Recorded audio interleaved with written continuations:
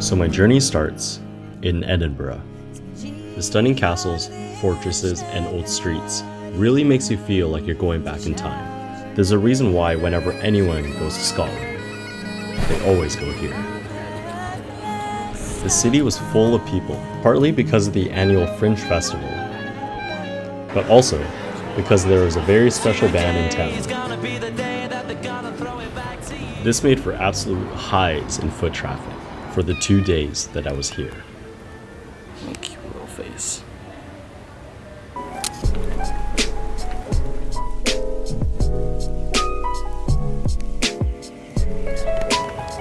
should have bought a beer or something. Disappointed in myself because this view is way too nice. So not enjoy a beer.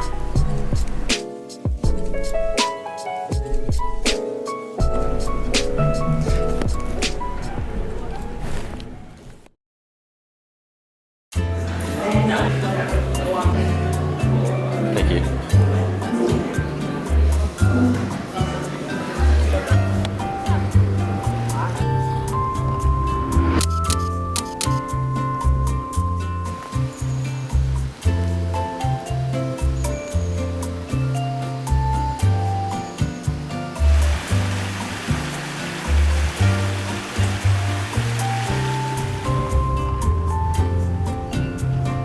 All right, it is the second day here at Edinburgh. What's funny is I'm sitting on this bench right now and everything's really scenic and beautiful, and there's just a statue of a dude with his thing hanging out. Yeah, this morning I grabbed breakfast and got a traditional Scottish full breakfast, so it features some of the same items that you would see in a English breakfast with the sausage and eggs and ham and beans on toast and black pudding. But what's unique about the Scottish breakfast is that they have something called haggis. It tastes really gamey, really savory. And so haggis is sheep's pluck, which includes the heart, liver, and lungs, oatmeal, onions, suet, and spices, usually encased in the sheep's stomach. So I can see why this is an item that tourists don't particularly have. Not sure if I'd have it again, but definitely something good to try. So today I'm going to walk around, explore a little more of the city, and I'm also going to see a show, a comedy show, as part of the Fringe Festival. The Fringe Festival is a whole big month-long event, always happening in August. There's always shows going on from the smaller and bigger artists and performers, and the city is always really busy during this month of August, which is why my hostel costed so much more than it should have. Getting a little piece of that right now in the 2 days I'm here. Yeah, and hopefully the show will be good tonight. I'm just gonna hang around here, walk the other way back to the city, and then just explore a little more of the city.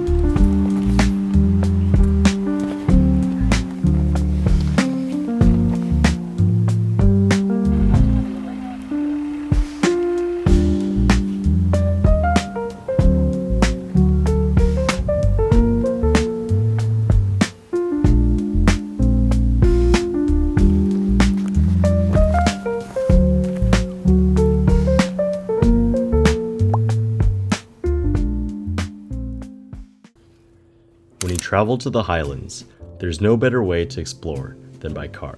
So instead of getting a regular car, I thought, why not get a camper van? So this is my ride for the week. Sleeps 4, built-in kitchen, and best of all, right-hand drive.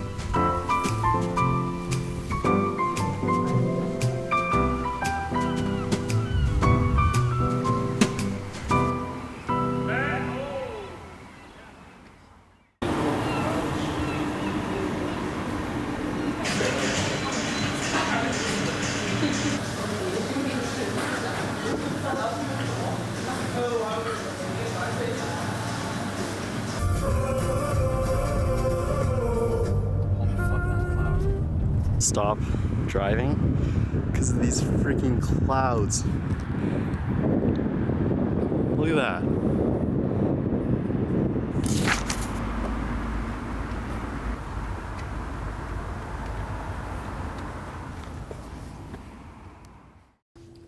So for the past few nights, I've been staying up pretty late. I've been addicted to the new manga that I've been reading, called The Climber. It's a story that follows a guy named Mori Buntaro, who is just a regular high school student that discovers a love for mountain climbing.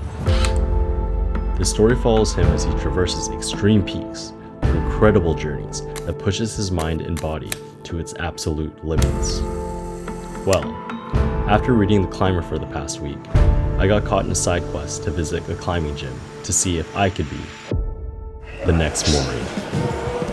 Alright, I'm here at the Ledge Climbing Gym, inspired by the Climber manga. Disclaimer, I've only done climbing about once in my life, and it was not very successful. So we'll start with this red one, start easy. So apparently this is a V10. Just kidding, V1.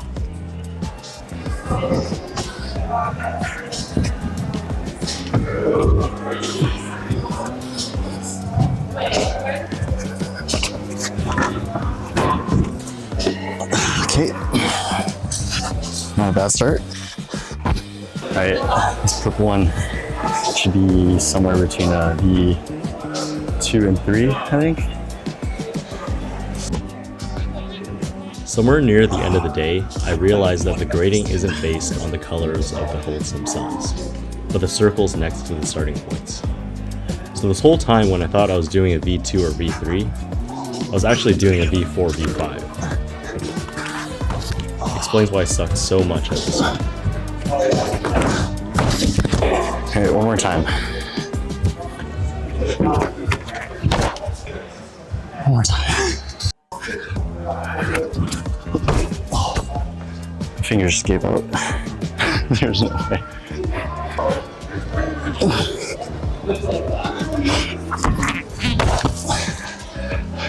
Does that count? I now realize I think you're supposed to put both your hands on these starting points. I was really struggling at this point. Jeez. Oh my god.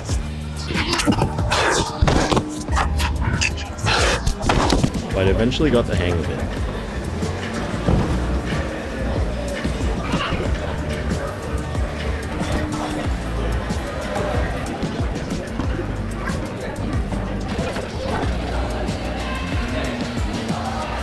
Almost hurt myself a couple times. But went back to face my nemesis. Wedge my body here. And conquered it. Oh my god. Either way, today showed that I still have lots to learn and train for. Unfortunately, I might have to save that K2 summit for at least next year. And I was back on the road, driving for the rest of the day.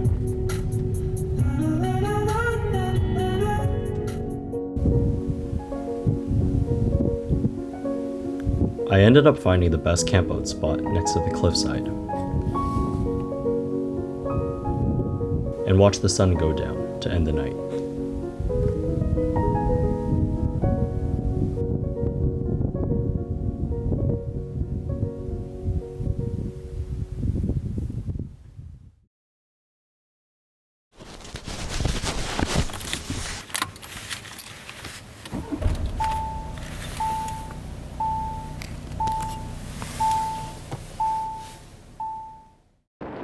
There was something quite distinct about this morning.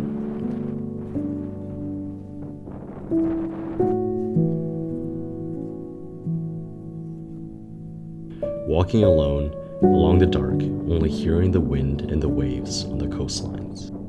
It felt pretty eerie, but calming, almost like I was in an episode of Black Mirror.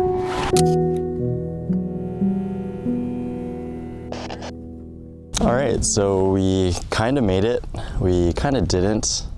I mean, I was here pretty early. The sun was kind of rising when I got here. And I ended up walking all the way from the lighthouse where we started all the way here to the Duncansby stacks. It's really quite nice here. There's not anyone around me at all. So I had this whole cliff edge view all to myself, which I'm really happy about. All right, so this right here, this is one of the favorite things that I brought with me on the trip, and is my favorite stool slash chair that I have. And what's great about this is that it was only $6 Canadian. So it packs like this pencil case right here, and it has this loop, which is great if you want to hang it anywhere. But you sort of just unzip it and pop it open, and there you go. You just lay down like this, so you sit on it like this. It takes a couple practice rounds to be able to pack it up neatly, but you basically just pull it and then twist it,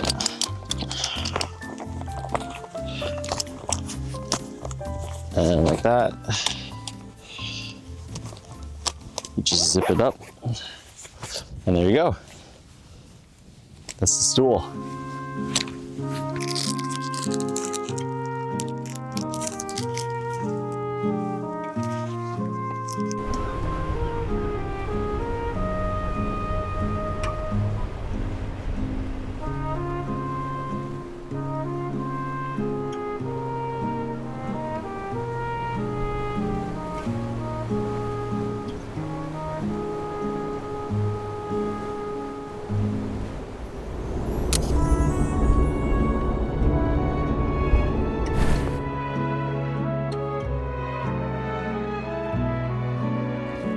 It was at this point in the trip that I ran into a big problem. I realized that with no wall plug, I have no way of charging my camera batteries.